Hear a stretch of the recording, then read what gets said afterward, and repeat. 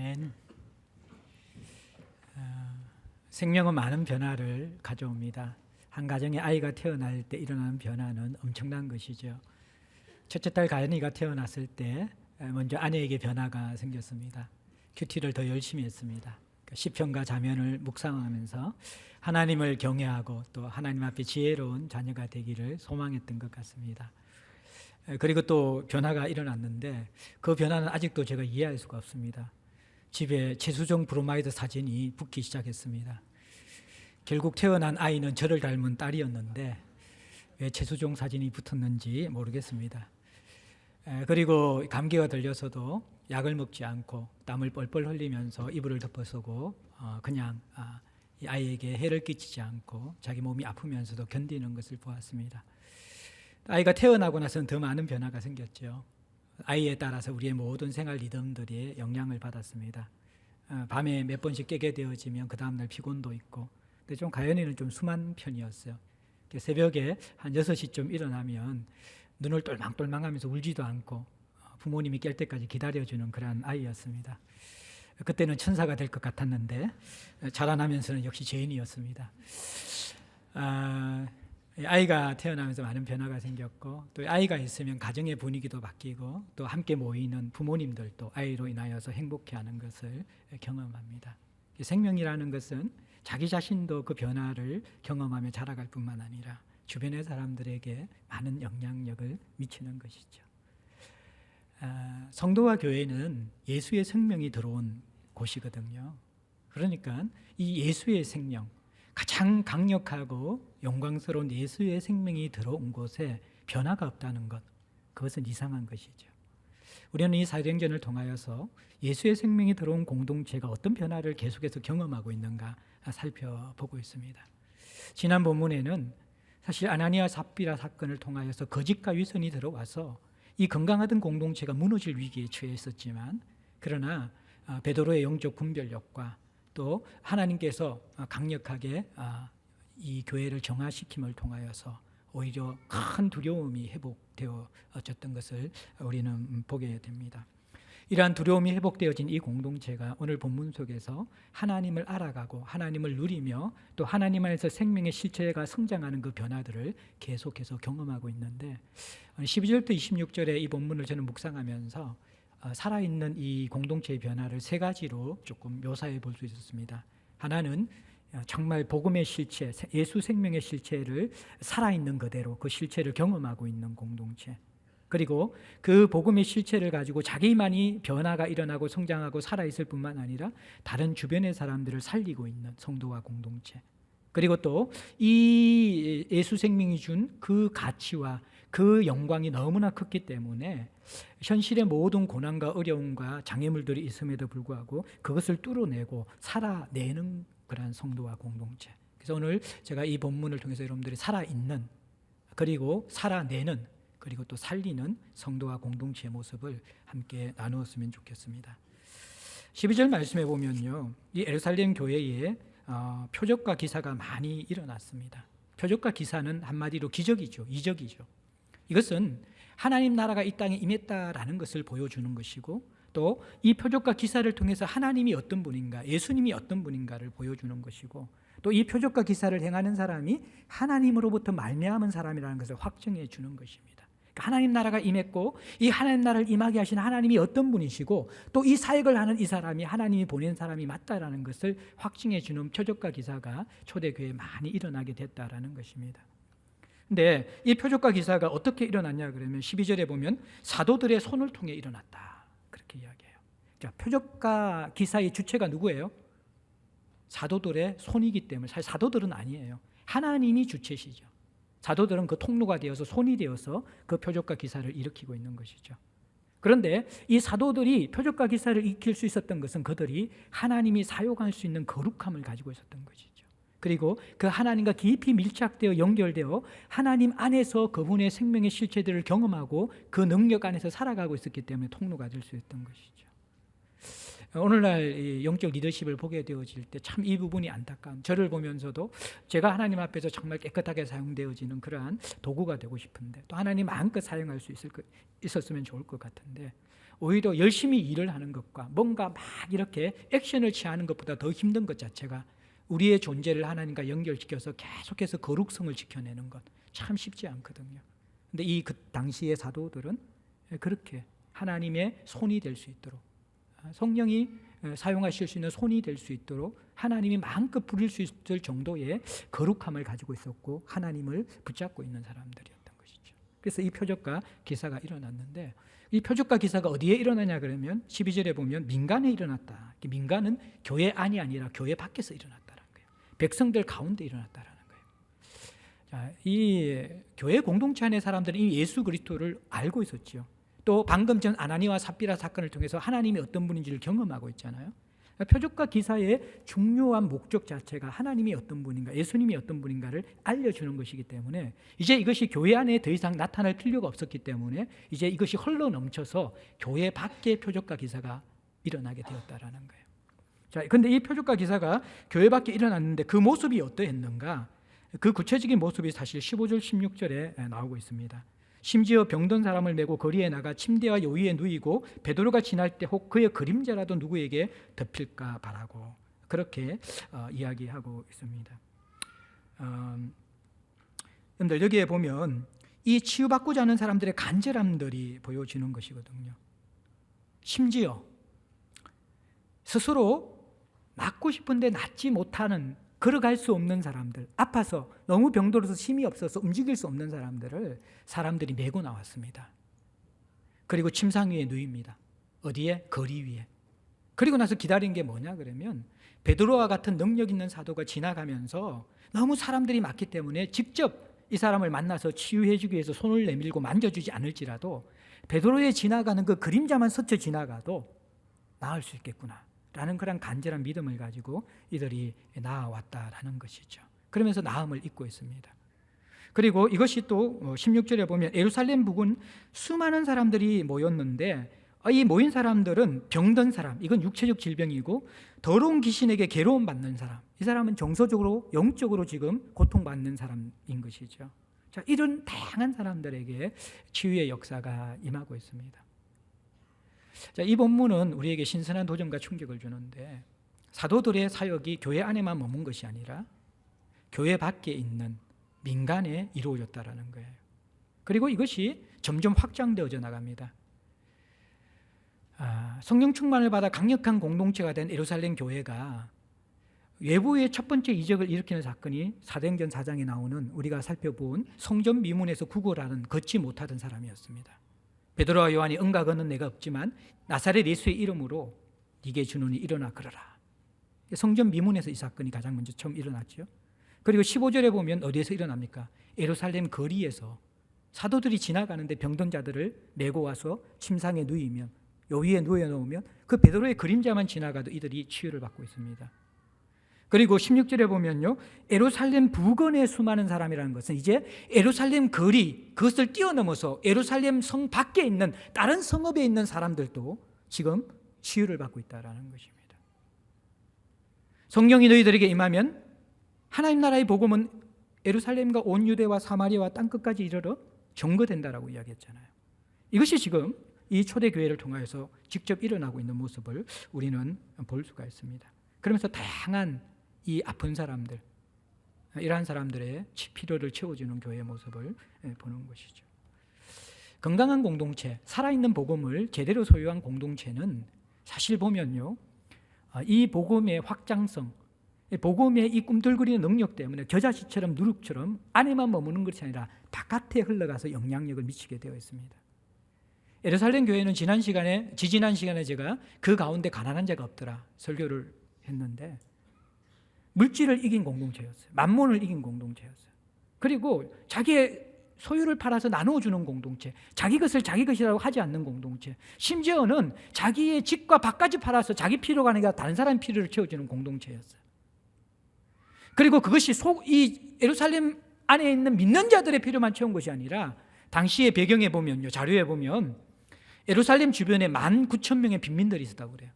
본래 큰 도시 옆에는 빈민들이 많이 있어요. 그런데 이 예루살렘 교회가 회심한 사람들이 몰려 들어와서 약 5천에서 8천 정도의 숫자 정도가 있었을 텐데 자기 공동체의 숫자의 서너 배가 되어지는, 두세 배가 되어지는 그 주변의 빈민들을 먹여 살렸다라는 거예요. 구제 물질적 필요를 채워주고 경제적 필요를 채워주는 공동체의 역할을 감당했다라는 거예요. 그리고 오늘 이 본문에 보면요, 사도들이 교회 안에 사역만 한 것이 아니라 민간에서 믿지 않는 사람들의 필요를 채워줘요. 육체적 그리고 종소적 영적인 고통과 아픔들을 치유해 주는 그런 모습을 보는 것이죠.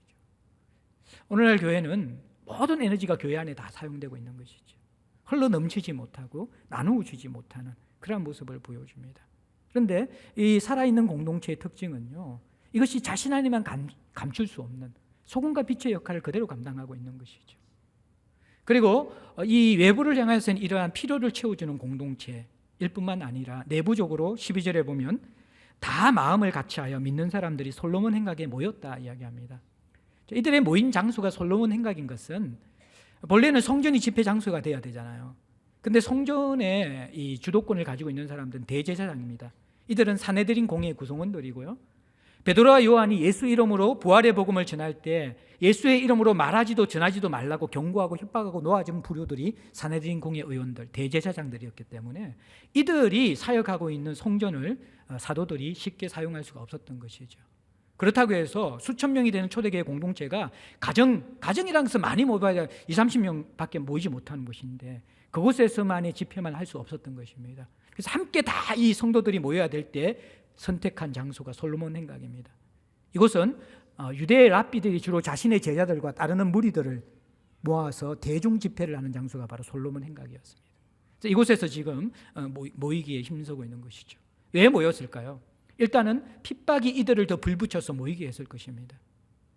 사내들인 공회가 공식적으로 예수 이름으로 전하고 예수 이름으로 말하고 예수 이름으로 모이는 것에 대해서 핍박을 가하기 시작한 것이죠. 그러니까 이들이 더 모입니다. 바깥의 핍박이 심할수록 생명이 있고 위로가 있는 안으로의 모임은 더 강력하게 응집되게 되어집니다.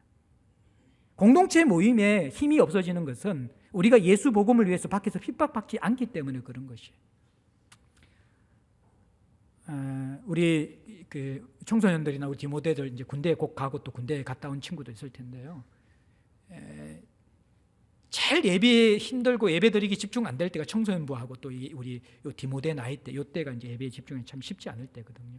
우리 아이들은 얼마나 참 귀한지 모르. 이 긴 예배와 코카콜라 의자에서 드리는 예배를 이렇게 참아 견디는 것들을 보면 진짜 감동받고 있는데 이 아이들이 예배를 사모할 때인데 언제 그래요? 군대 갔을 때.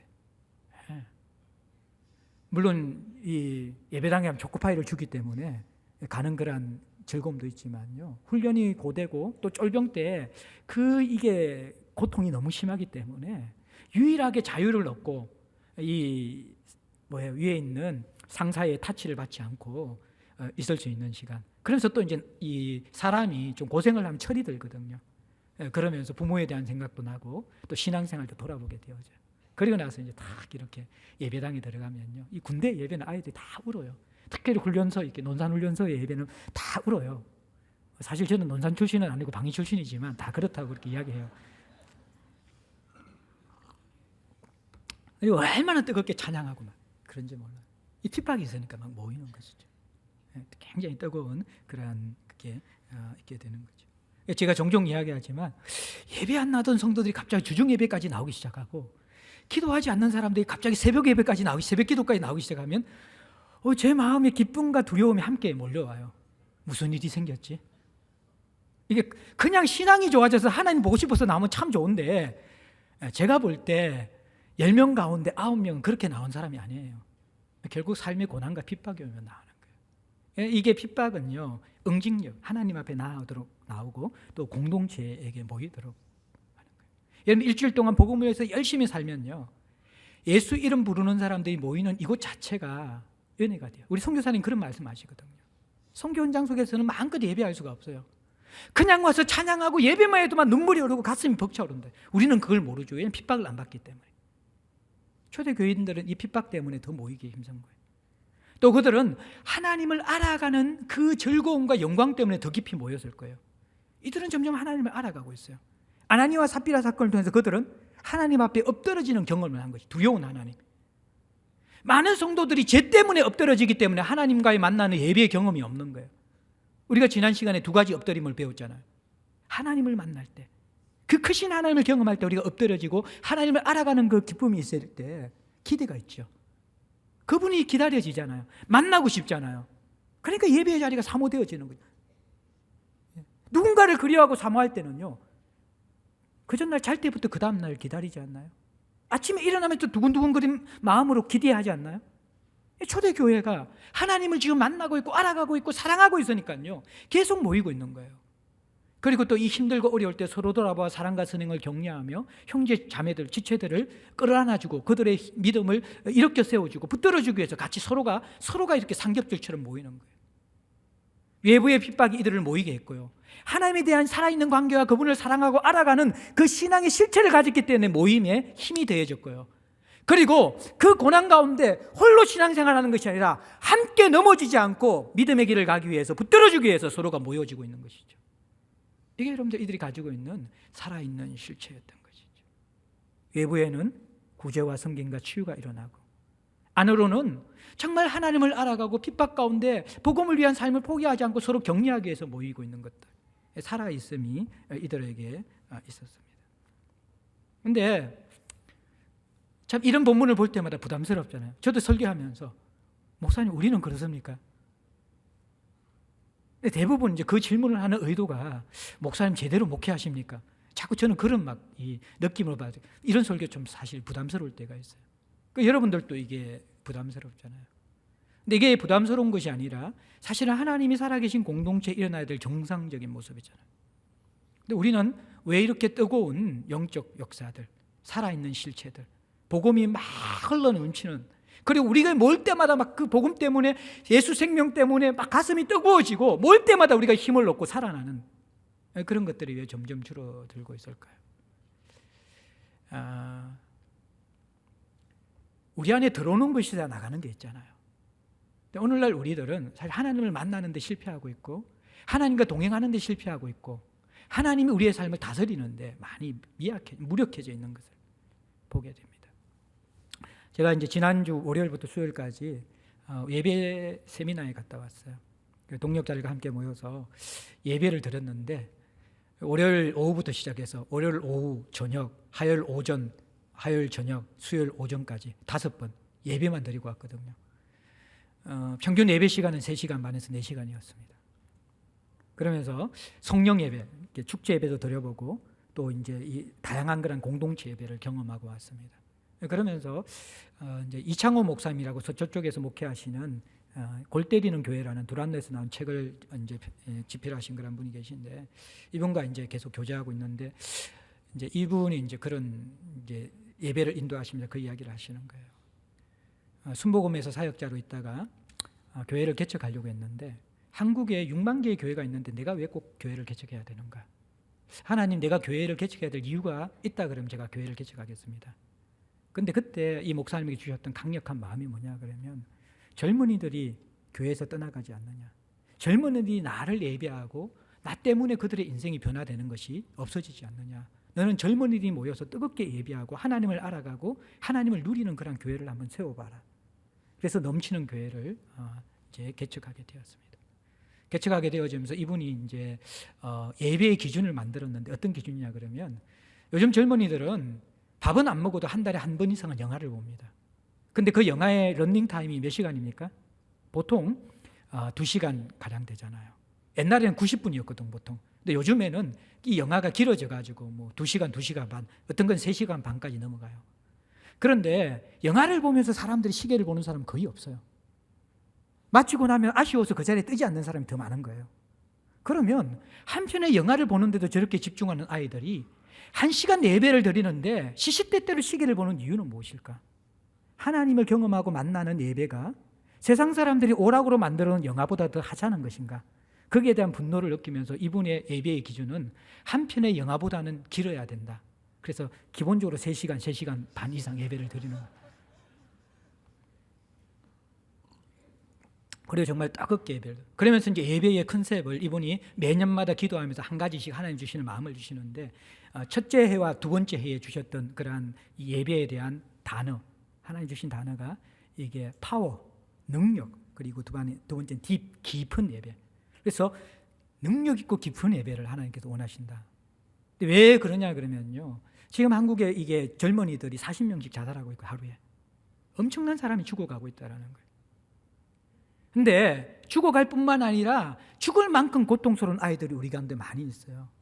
그리고 이들이 이 입시 지옥에 공부에 찌들려 있기 때문에 그들이 찾는 탈출구가 뭡니까? PC방 가서 게임하고 죽이는 거, 총 쏘고 뭐 죽이는 게임 하든지, 아니면 스마트폰 속에서 음란문을 볼 수밖에 없다라는 거예요.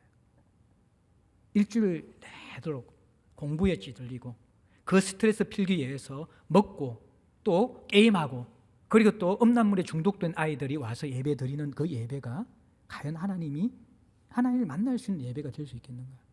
이건 청소년들만의 문제가 아니에요. 제가 볼 때 우리들도 똑같잖아요. 생존 경쟁사에서 일주일 내도록 아이와 씨름하든지 직장에서 씨름하든지, 그 스트레스 때문에 먹는 걸로 풀든지 영화로 풀든지 노는 걸로 풀든지 쇼핑으로 풀든지 다 그렇게 우리의 본성대로 살다가 주일날 한번 딱 와가지고, 그것도 아침에 일어나기 싫은 거 억지로 일어나가지고 겨우겨우 예배 시간 맞춰서 와서 예배 드리는데 어떻게 강력한 이러한 초대교회 역사가 일어나겠냐는 거예요. 이분이 3시간 이상씩 예배를 드리는 거예요. 뛰면서 찬양하고 소리 지르면서 찬양하고. 그 이유가 뭐냐 그러면, 뛰고 소리 질러야지 더덕더덕 그 속에 있고 몸에 붙어있는 그러한 제약들이 떨어져 나간대요. 그분의 신학은 뭐 다 동의할 수는 없지만. 그런데 실제로 거기에서 어떤 일이 일어나냐 그러면요, 회심이 일어나는 거예요. 그래서 이제 그 찬양을 인도하는 한 자매, 찬양 싱어 자매가 봤는데, 그 자매가 어떤 자매인지 소개해 준 거예요. 이 자매가 4, 5년 전에 어떤 자매냐 그러면요, 이 지하철을 타는데 성경책을 가지고 타는 사람이 있잖아요. 교회 가든지 그렇게 하려고. 그러면 일부러 그 앞에 가가지고 왜 하면서 오바이트 한다는 거예요. 그만큼 이 기독교에 대한 반감이 강했던 자매예요. 이 자매가 이제 예배에 참석해가지고 예배 드리면서 확 깨어지는 거예요. 그래 나서 찬양을 드리는데 미친 듯이 찬양하는 거예요. 자기가 살아갈 이유가 예수밖에 없다는 거예요. 그렇게 고백하는 거예요. 그러다 3시간쯤 되면 나중에 예배를 7시간 가요. 하루에 7시간. 그러니까 이 교회 예배에 오는 사람들의 모든 복장은요, 밑에 운동화를 신고 와야 돼요. 스탠딩을 서너 시간 찬양하니까 구두 신고 오면 못 견뎌요. 그래서 이제 어떤 친구들은 결혼식 이후에 이제 예배를 드려왔는데 보니까요, 딱 이렇게 이 투피시를 입었는데 밑에 운동화를 신었대요. 너 왜 그러냐 그러니까, 운동화는 가지고 다니는데 이 교회 예배에 필참은 운동화라는 거예요. 근데 이제 한 3시간 반 예배를 드리고 나서, 그래도 이제 영화보다는 기니까 그 예배를 드리고 이제 딱 마치려고 그러는데, 한 자매가 그때 터졌는 거예요. 예배 마칠 때 하나님 만나서 막 울고불고 통곡하고 난리가 났는 거예요. 그러고 나서 예배를 마치니까 목사님들 와가지고, 목사님 이제 하나님 만나기 시작하는데 왜 예배를 마칩니까? 그게 충격을 받고 그때부터 뒤에 저 시계를 다 가려버렸어요. 4시간 얘기하는지 모르고 예배 드리다 보니까 나중에 7시간이 되고 8시간이 되고 그렇게 하는 거예요. 근데 우리가 다 그렇게 드리자는 게 아니라, 근데 제 마음에는 함께 찬양하면, 저도 우리 이사무엘 목사님과 같이 한 3시간, 4시간 예배 드렸는데 미친 듯이 뛰면서 한번 찬양하고 해봤거든요. 근데 늘 그러는 게 건강한 거는 모르겠지만 한 번씩 그러는 건 굉장히 건강할 것 같아요. 근데 그 아이들을 볼 때, 찬양 인도하는 아이들 볼 때, 이게 겉멋이 든 아이들하고 정말 하나님을 아는 사람하고 다르잖아요. 얘들이 하나님을 아는 게 느껴져요. 막 이 EDM과 같은 그런 비트가 강한 전자음악으로 찬양하는데 다 목사님이고 모인 사람들이, 제일 어린 사람이 30대고 60대까지 있어요. 제가 중간보다 조금 많은데 다 찬양하고 막 뛰고 막 난리가 났어요. 근데 그 이유는 뭐냐 그러면 자유함이 있는 거예요. 이들이 예수 안에서 자유함을 가지고 찬양하는 거예요. 그걸 보면서 야, 이거 우리도 한번 해봤으면 좋겠다. 우리 청소년 디모데 바울 우리 이 예배 때 한번 해봤. 우리는 찬양할 때 그것도 좋아요. 뭐 하나님 그렇게 받으시지만, 하나님 근데 제가 시편을 볼 때는 소고치고 막 장구치고 꽹가리치고 막 부르고 막 춤을 추면서 찬양하잖아요. 왜 우리가 그걸 잃어버렸는가? 그 마음이 들더라고요. 제가 이제 고등학교 때 신앙생활 시작하고 찬미라고 때 최영덕 그 간사님한 그 집회 대구 때 계속 갔거든요. 서영교회 그쪽에서 교육관에 할 때. 제가 음악을 좋아해가지고 스피커 바로 앞에 앉았어요. 소리가 다 나오는 거. 그거 들으면서 막 찬양했던 뛰놀 때 그 기억이 다시 나더라고요. 요즘 우리가 그런 뜨거운 찬양, 하나님에 대한 경배들이 다 하시거든요. 그게 무슨 말이냐 그러면요, 이 초대교회가 이런 능력이 임했던 것은 들어오는 게 있어야 나가는 게 있잖아요. 하나님과 함께 있는 시간이 있었다는 거예요. 사도들이나 성도들이나 근데 오늘날 우리들은 아무런 그러한 일상 가운데 하나님과 만나고 하나님과 함께 동행하는 삶이 전혀 없는 가운데서 예배를 드리니까 능력이 일어납니까? 네? 그런다. 우리가 함께 리더십에 있는 사람은 정말 거룩하게 주님이 사용할 수 있는 도구가 되도록 자기를 비워야 되고, 우리는 어떻게 보면 우리의 신앙생활의 90%가 주일날 지금 다 올인하고 있잖아요, 여러분들이. 예? 물론 주중에 이렇게 경건의 시간 가지는 사람들 계시겠지만 90% 이상이 주일날 게 있어요. 그런데 이 주일날 한 번 드리는 예배도 우리가 마음이 안 모아진다는 거예요. 우리의 중심을 잘 못 드린다는 거예요. 그 속에서 어떻게 우리가 하나님을 만날 수가 있고 이 초대교회 살아있음들을 경험할 수 있을까?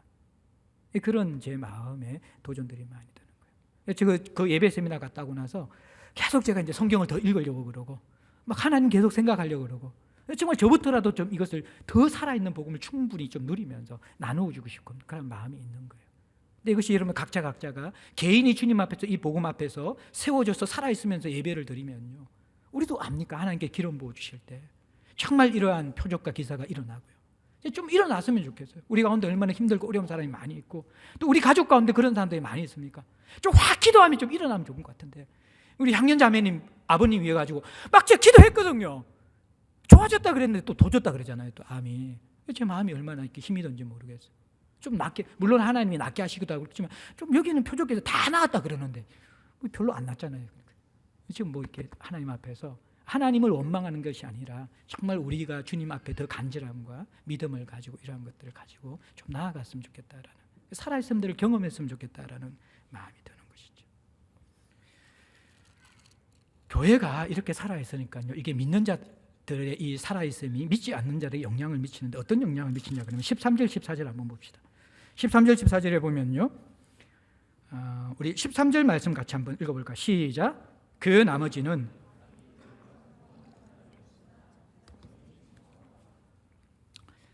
그 나머지가 누구인가? 교회 밖의 사람들인데 이들은 복음을 박해하거나 대적하는 사람이기보다도 공동 번역을 보게 될 때에는 이것이 뒤에 나와 있는 교회의 성도들과 교회를 칭찬하는 사람과 같은 부류라는 것을 알 수 있습니다. 공동 번역은 이렇게 이것을 해석하고 있습니다. 그러나 다른 사람들은 신도들의 모임에 끼어들 생각을 감히 하지 못하였다. 그러면서도 백성들은 그들을 칭찬하였다. 상종하지 못했다는 것이 그들의 교제 속에 못 들어왔다는 거예요. 상정하다라는 것의 원어의 뜻은 악교가 딱 붙듯이 밀착해서 붙어 있다는 것이거든요. 이건 굉장히 친밀하고 밀도감 있는 교제라는 거예요.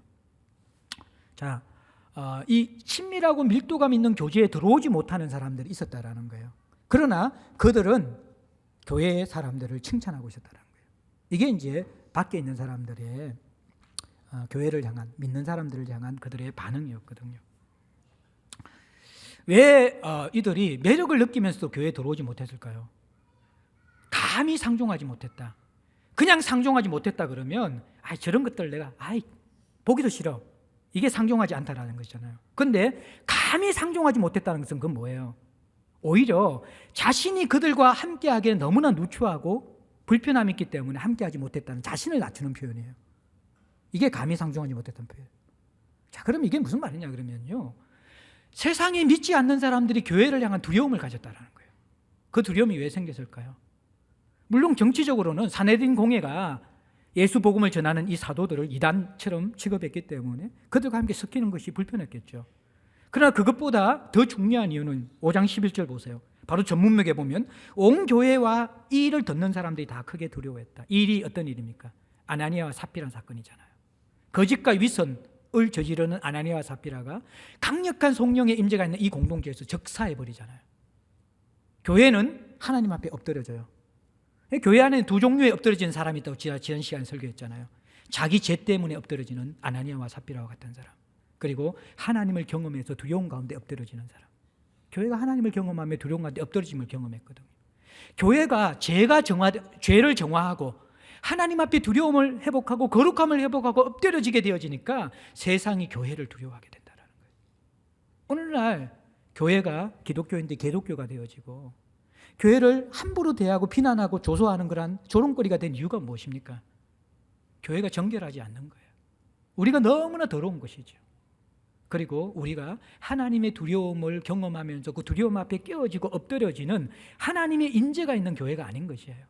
함부로 함부로 사는 거예요. 그러니까 교인들이 함부로 사는 거예요. 함부로 예배하고 함부로 살고 함부로 교회 생활을 하니까 세상 사람들도 우리를 함부로 대하는 것이죠.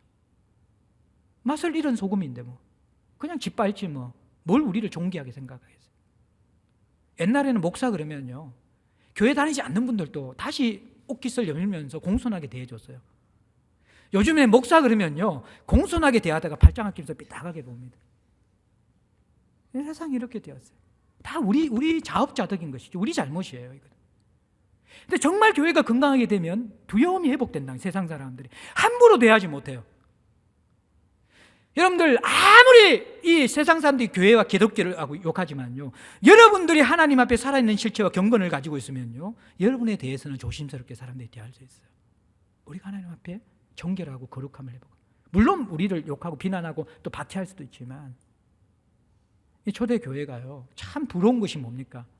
기독교가 아니라 세상 사람들의 두려움을, 경건한 두려움, 건강한 두려움을 가지게 하는 교회가 되었다. 그러면서도 또 뭐예요? 함부로 범접할 수 없지만 호기심이 생겨. 알고 싶어. 왜냐하면 그들의 삶이 내가 살고 싶은 삶이야. 너무 매력적인 삶이야. 저 삶이 왜 저렇게 일어나는 것이지? 저 삶을 나도 경험하고 싶은데 들어와서 보니까요, 정말 그 삶을 자기도 누리고 싶은 거예요. 매력이 있는 거예요. 호기심이 있는 거예요. 그러니까 14절에 어떻게 되어집니까? 믿고 죽게 나오는 사람들이 많아졌다라는 거예요.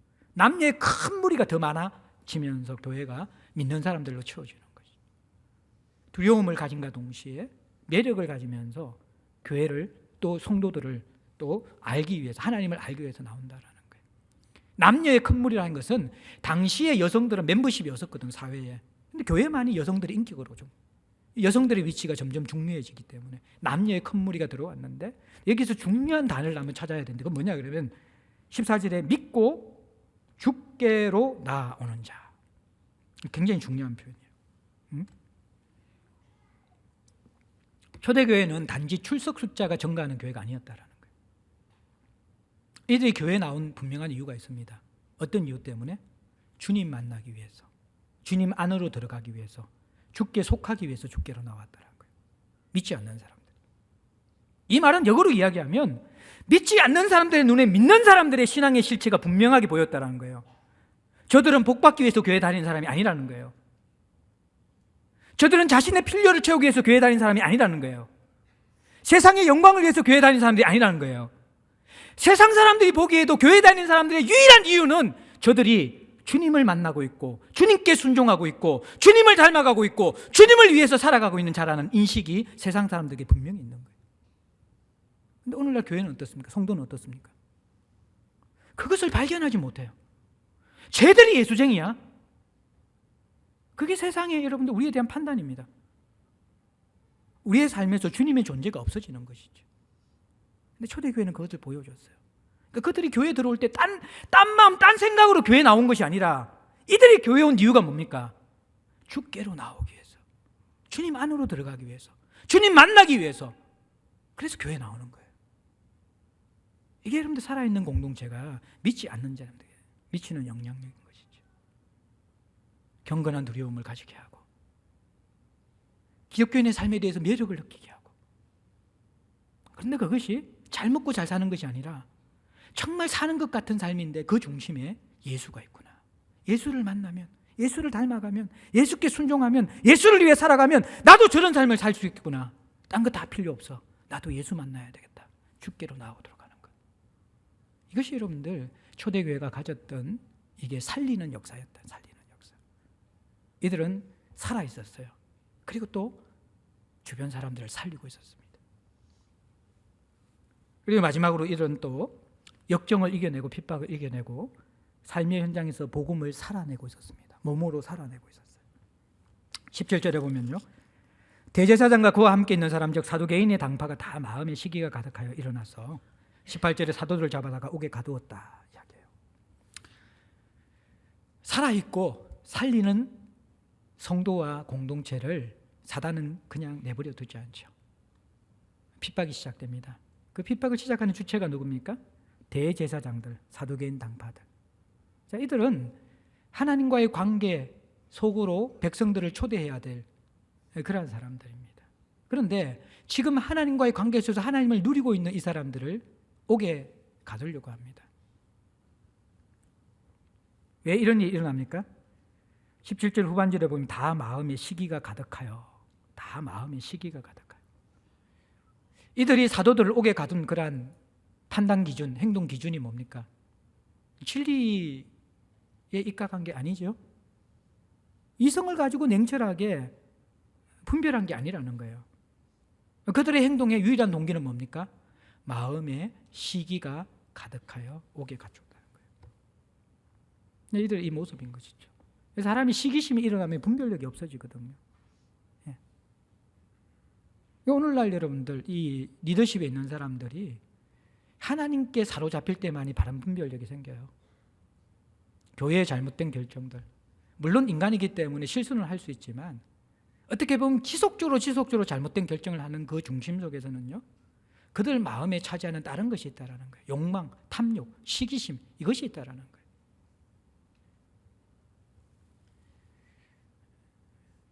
결국 눈에 보이는 성전 체계는 지금 무너져 있는 것이죠. 그래서 이미 예수님께서 무화과 사건을 통해서, 무화과나무 저주 사건을 통해서 성전을 심판하고 저주하신 것이죠. 성전 미문의 안전뱅이를 일으킨 그 사건들도 어떻게 보면 화려한 그 미문과 같이 외형은 있지만 생명을 잃어버린 유대 종교에 대한 심판인 것이죠. 그 속의 핵심이 뭡니까? 분별력을 잃어버린 리더십이 있습니다. 왜 분별력을 잃어버립니까? 예수가 없기 때문에, 하나님이 없기 때문에, 자기 실신과 욕망이 가득하기 때문에 분별력이 없는 거예요. 결국 그들이 하는 짓은 뭡니까?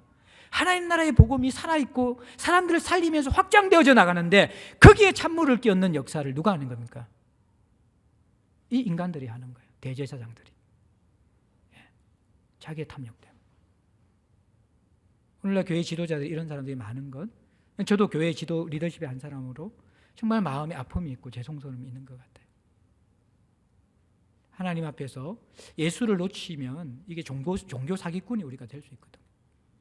참 무서운 것이죠. 사도들을 옥에 가두게 됩니다. 그런데 이제 주의 천사가 이들을 풀어주잖아요. 19절에. 그리고 이제 성전에 가서 생명 말씀 전하라. 그 이제 21절에 이들이 성전에서 생명 말씀을 가르치고 있는데, 이제 이들을 옥에 가두었다가 21절 후반절에 보면 대제사장과 그와 함께 있는 사람들이 공회와 이스라엘 족속의 원로들을 다 모으고 사람을 옥에 보내며 사도들을 잡아오라 했다. 이거는 이제 정식 재판을 열겠다는 거예요. 정식 사내들인 공회를 열겠다는 거예요. 근데 문제가 생겼어요. 22절에 부하들이 가서 옥에서 사도들을 보지 못했다. 아니, 옥에 갇혀있는 사도들이 없어졌다는 거예요. 그 상황이 어떠냐? 그럼 23절에 보면 이러되 우리가 보니 옥은 든든하게 잠기고 지키는 사람들이 문에 서 있는데 문을 열고 본적 그 안에는 한 사람도 없습니다. 이게 무슨 말입니까? 옥문은 그대로 잠겨있고 보초는 딴 데 가지 않고 그 자리에 계속 지키고 있는데 이제 사도들 데리고 오려고 문을 열어보니까 사람이 없는 거예요. 그런데 여러분들 24절에 성전 맡은 자와 제사장이 이 말을 듣고 의혹하여 이 일이 어찌 될까 하더니, 이 일이 어찌 될까 하더니 이들이 복잡해지는 것이죠. 예. 이 상황이 굉장히 당혹스러워졌습니다. 근데 25절에 이제 소식이 들려왔는데 사람이 와서 알리되 보소서 옥에 가두었던 사람들이 성전에 서서 백성을 가르칩니다. 옥에 있어야 되는 사람이 옥은 그대로 닫힌 채로 보초가 지키고 있는데 이들은 거기서 빠져나와서 어디에서 지금 성전에 서서 가르치고 있다는 거예요. 이 사람들이 다시 이 사도들을 잡아옵니다. 근데 강제로 하지 못하는 것은 백성들이 돌로 칠까 봐 두려워서 그랬다. 그렇게 이야기합니다.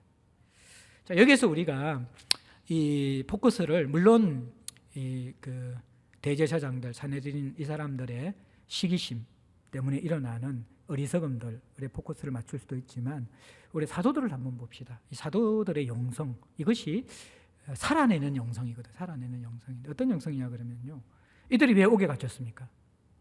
분명히 사내들인 공회에서 결의한, 경고한 예수의 이름으로 가르치도 말고 전하지도 말라. 그런데 이들이 뭐라고 이야기합니까? 우리가 사람의 말을 듣는 게 옳은가? 하나님의 말씀을 듣는 것이 옳은가? 나는 너희들 말 들을 수 없다. 하나님께 순종하겠다. 그리고 온 교회가 합심으로 기도하면서 이 고난이 오지 않기 위해서가 아니라 고난 가운데 있는 우리들을 바라봐 주시오. 그만 하면 된다라는 거예요. 그리고 우리가 이 복음을 고난 때문에 위축되는 게 아니라 더 담대하게 전하게 해달라고 기도하고요. 복음을 전할 때 그 실체로서 표적과 기사와 치유가 일어날 수 있도록, 능력이 일어날 수 있도록 기도했어요. 그리고 복음 계속 전하고 있는. 그러니까 정말 표적과 기사가 지금 일어나고 있잖아요. 하나님은 지금 이들에게 응답하고 있는 거예요. 그리고 지금 감옥에 갇히게 되어졌습니다.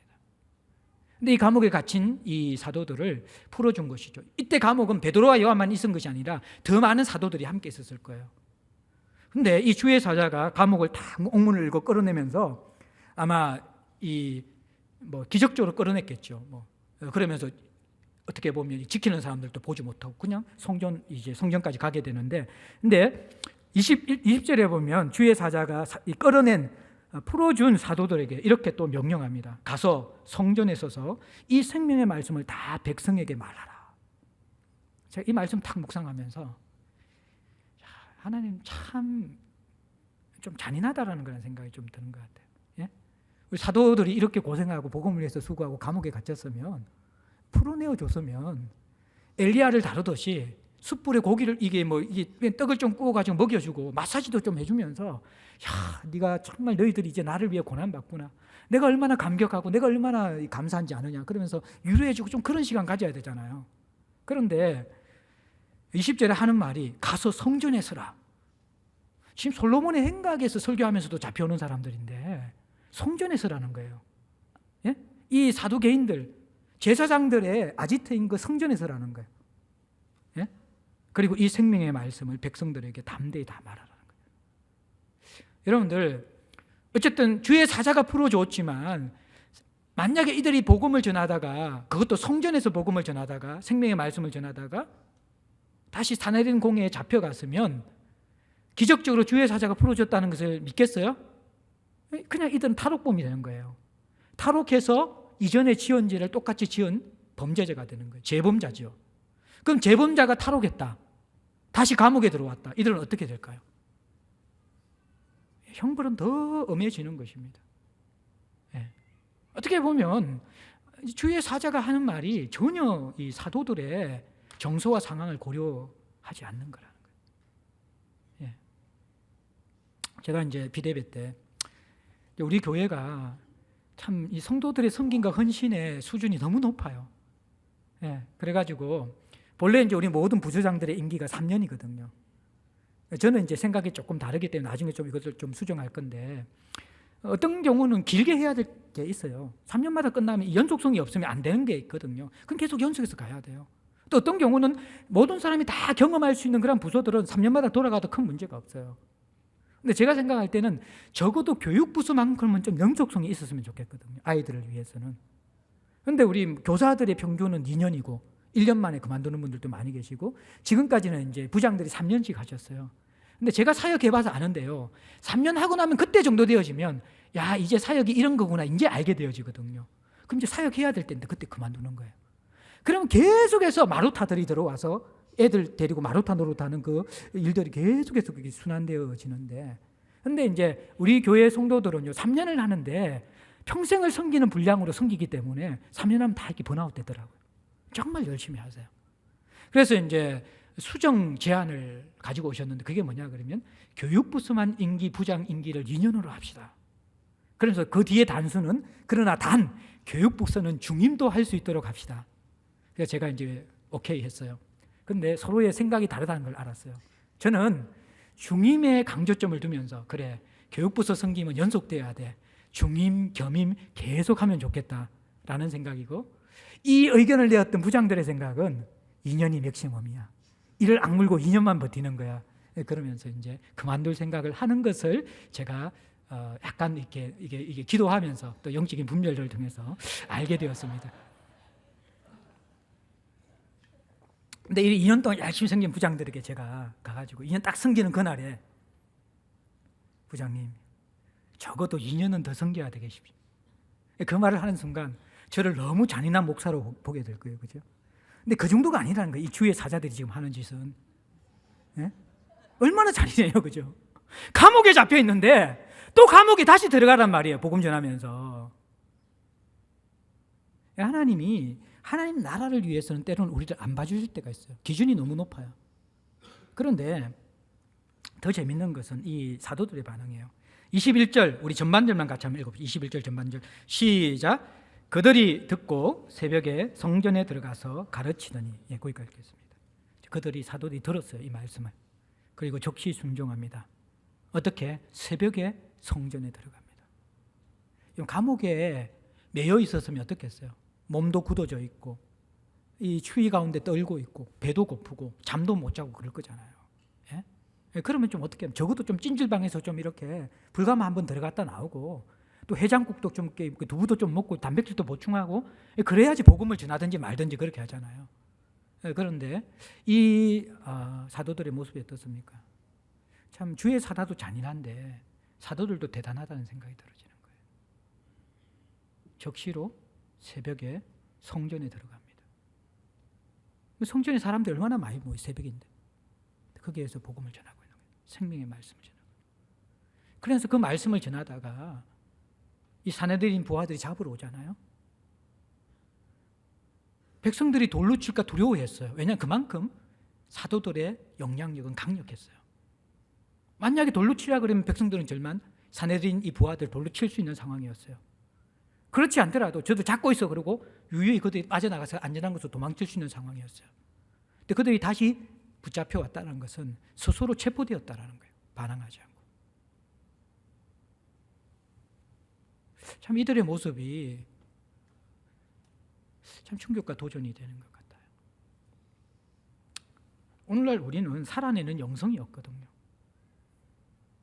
아무리 은혜 받고 감동받아도 아무리 그렇게 살아야지 하면서도 우리 수준을 넘어가는 조금 부담스러운 그런 기준이 있을 때는 살아내려는 흉내도 내지 않습니다. 그런데 지금 이들에게 요구하는 기준이 뭡니까? 솔로몬 행각도 아니고 성전에 서라는 것입니다. 그래서 생명의 말씀 전하라는 거예요. 속된 말로 죽으라는 것이죠. 그런데 이들이 전심으로 기쁨으로 적극적으로 새벽에 섭니다. 그리고 또 다시 도망갈 수 있어요. 그런데 하나님의 뜻을 분별하는 자들이 있기 때문에 그냥 체포되어 또 갑니다, 이들이. 그리고 사내들인 공에서 다음 본문에 또 예수를 전가하면서 그들도 구원시키려고 하는 것이죠.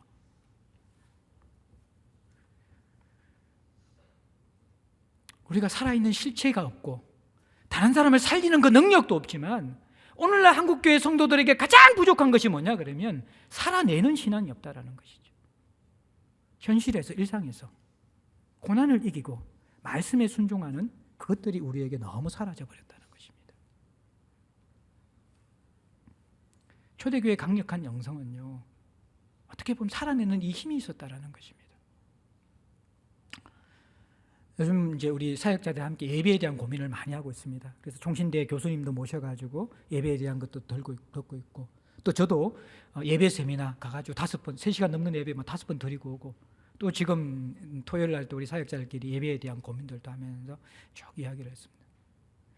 그러면서 이제 많이 느꼈던 게 뭐냐 그러면 우리의 몸의 신앙에 대한 부분들.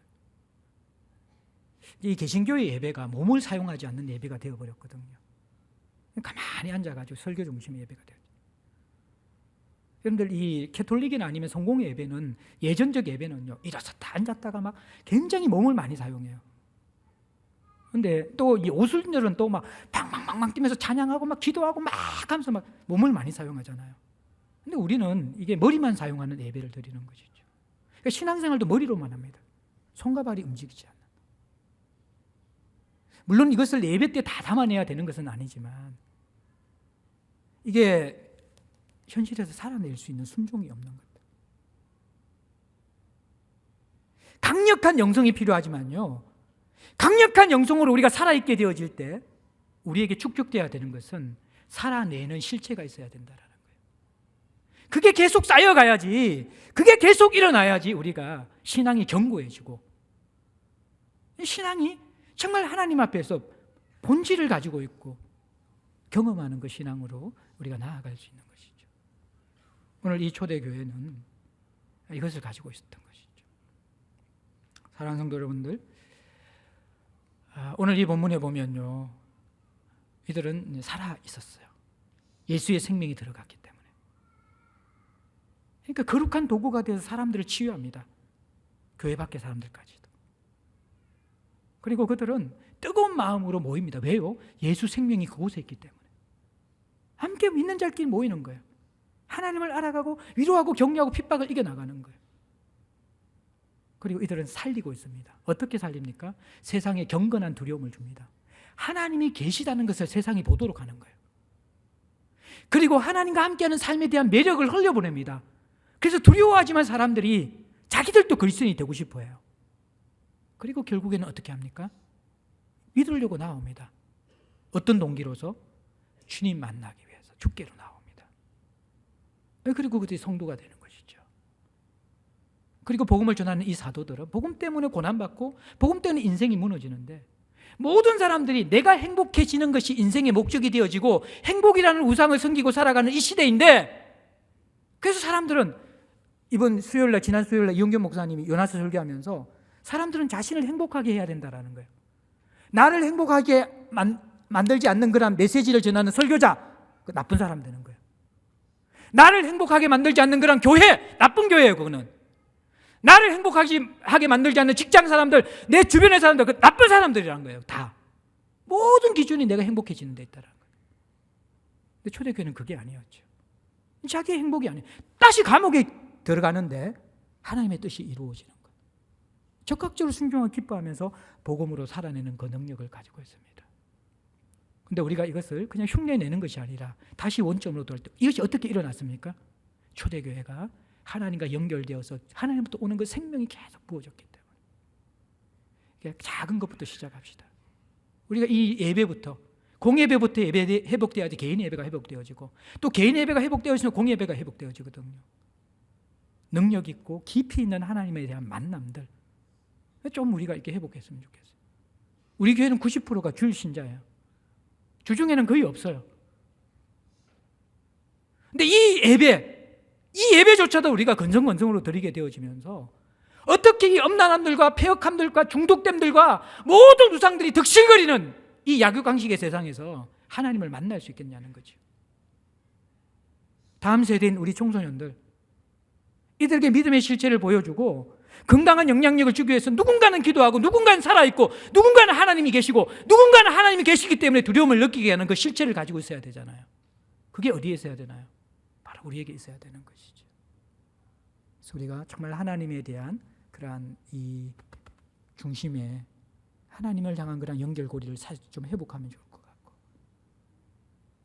리더십에 있는 사람들, 교사들이나 중직자들이나 이런 사람들은 정말 이 사도들의 손이 되는 거죠. 사도들의 손을 통해서 하나님 역사하신 것, 좀 거룩하고 좀 정결하고 하나님이 나를 마음껏 사용하실 수 있는 그러한 존재로서 우리를 좀 빚어가고 모이기에 좀 강력하게 좀 힘쓰고 기도하고, 그런 것들을 통해서 우리의 필요를 뛰어넘어서 좀 세상의 필요를 좀 채울 수 있는, 오늘 우리가 오후에 세월호 유가족도 모시는데 사실 이건 정치적인 이슈가 아니잖아요. 생태 같은 아이들을 바다에 빼앗긴 그들과 함께 울자는 것인데, 교회가 이 정치 카테고리에, 이 도구마에 빠져가지고 어떻게 이렇게 고통당하는 사람이 함께 울 수도 없는 그런 병든 교회가 되어지고 왜곡된 교회가 되니, 이 시대를 우리가 지금 살아가고 있다는 것이죠. 이런 것들을 우리가 좀 하나님 앞에서 회개하면서 정말 살아있고 살아내고 또 살리는 그러한 저와 여러분들 될 수 있기를 주의 이름으로 간절히 소망하며 축복합니다. 같이 한번 찬송 드리겠습니다. 찬송가 436장입니다.